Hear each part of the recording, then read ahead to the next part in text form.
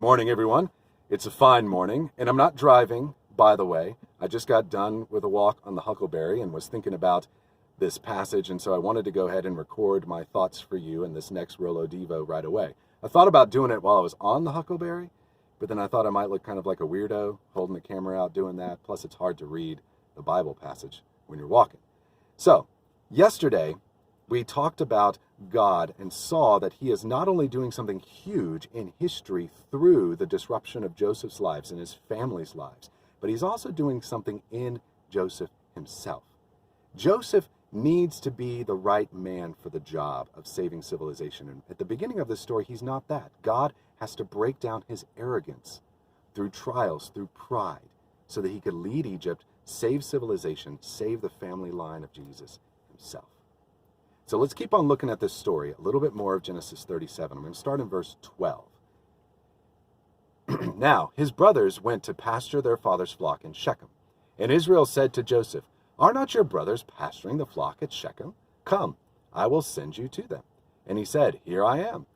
So he said to him, "Go now, see if it is well with your brothers and with the flock, and bring me word." So he sent him from the valley of Hebron, and he came to Shechem. And a man found him wandering in the fields. And the man asked him, "What are you seeking?" "I am seeking my brothers," he said. "Tell me, please, where they are pasturing the flock." And the man said, "They have gone away, for I heard them say, 'Let us go to Dothan.'"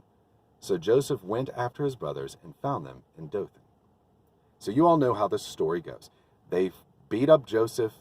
They plan to kill him, but instead they throw him in a pit because Reuben saves his life, because Reuben wants to try to return him to Jacob. But when Reuben leaves, some Midianite traders come by, and Judah hatches this plan. He thinks, well, why should we just kill our brother? We could also make a little money off of him, right? Sounds like a good idea.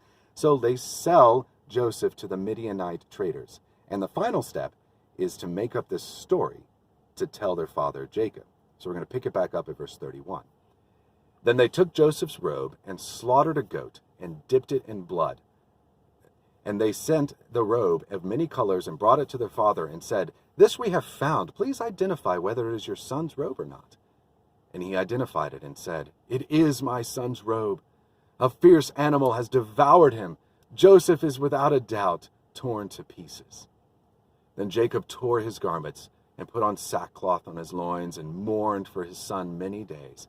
And all his sons and daughters rose up to comfort him, but he refused to be comforted and said, "No, I shall go down to Sheol mourning for my son." Thus their father wept for him. Meanwhile, the Midianites had sold him in Egypt to Potiphar, an officer of Pharaoh, the captain of the guard. Now, you all have heard Pastor Chris, me, probably your parents, talk about God's providence. I'm sure you have. I know we've talked about it in a youth group. So God is sovereign over everything. All events are under his control, even this pandemic, even your life right now. And his providence is the power of God's sovereignty working for the good of his people, for your good, my good, Joseph's good.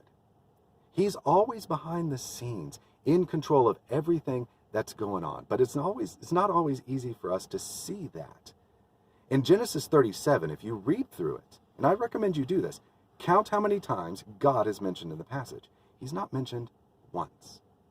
It's one of only 3 chapters in Genesis where God's not mentioned at all.